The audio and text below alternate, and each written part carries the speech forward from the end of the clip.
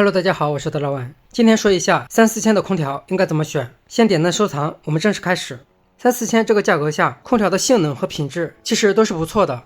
先来看小米的这款上出风 Pro 算是3、4千价格里面比较特别的一个了。它最大的不一样就是出风口在顶部，传统的空调都是正面出风，这款是把风往上打，利用康达效应让冷气顺着天花板慢慢飘下来，我们感觉不到风在吹，但是房间凉得很快。配置呢也配得上这个价格。外机直接用了2匹级别的双排冷凝器，通管总长度接近40米，搭配上海力的双转子压缩机，还有大通径的电子膨胀阀，支持65度高温制冷。外机净重28公斤，在 1.5P 里面算是很重的了。内机蒸发器也加长到了680毫米，灌流风扇的直径也有108毫米，循环风量是830。制热方面呢，虽然它专门做了一个地毯风模式，热风可以往下吹，但这款的设计初衷是贴顶安装的，出风口的位置比普通的空调高，所以层高超过3米的房间，制热的效果可能会差一点。它比较适合南方用户，尤其是夏天很热，冬天有地暖的家庭，主要用它来制冷，体验会很好。另外，它有整机10年质保，同价位配置能跟它比的确实不多。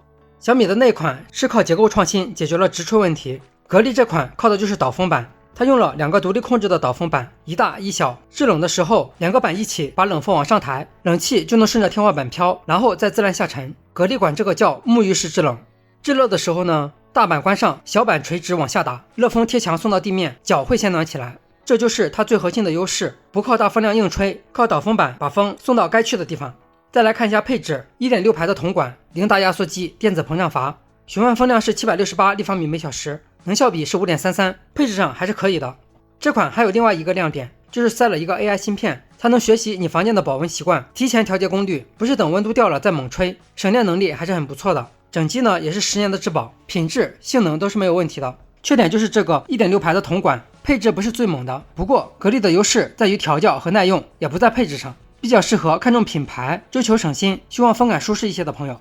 美的的这款云朵 Pro 就是2、3千价格云朵无风感的升级款，同样是出风口做了一层微孔。之前的云朵基础款有一个问题，正面没风了，其实制冷能力是打折扣的。Pro 版升级了，它在左右两侧各加了一个出风口，正面出风不足就用侧面来补，确实在怎么把风送舒服上花了心思。配置上呢也更强了，双排铜管，美式压缩机，液冷散热，65度高温制冷，能效比是 5.7， 循环风量是750。Pro 的内机还多了个湿度传感器，开无风感的时候不容易滴水。总的来看，这款非常适合对风敏感的人群。这款在风几乎不存在的体验上做的还是比较极致的。这款最近也新出了一款2代 Pro， 相比来说2代 Pro 用了双翼无风感，侧边出风口的面积更大，循环风量也提升到了770，不直吹的同时制冷也更快一点，而且也有温感遥控器，可以放在宝宝身边自动调节温度，其余的相差不大。家里有宝宝的话，还是建议买2代 Pro 更好一些。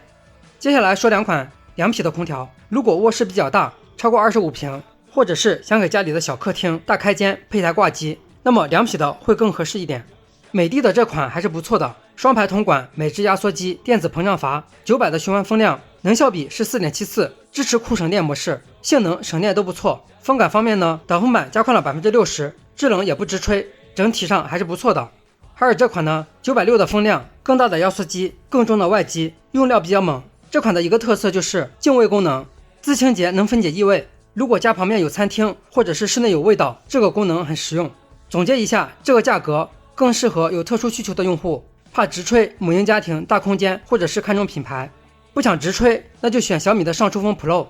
母婴家庭呢，建议选美的云朵2代 Pro， 无风感做得很好。想要大品牌不想折腾，那就选格力的这款10年质保。大空间呢，首选美的2匹的酷省电，风量大，性价比高。为什么这个价格下不推荐日系空调呢？比如松下、大金等日系品牌，像松下的迎风3代等。其实不推荐的原因也很简单，他们的溢价太高，配置上呢也没有优势。同价格的国产机型已经是双排铜管加电子膨胀阀，加上10年质保。日系空调呢，大部分还在用 1.5 排铜管，质保呢也只有3到6年。而且现在国产空调的质量和耐用性已经很成熟了，这个预算范围买日系性价比确实不高。好了，3、4千的空调就讲到这里，欢迎点赞、关注、收藏，我们下期再见。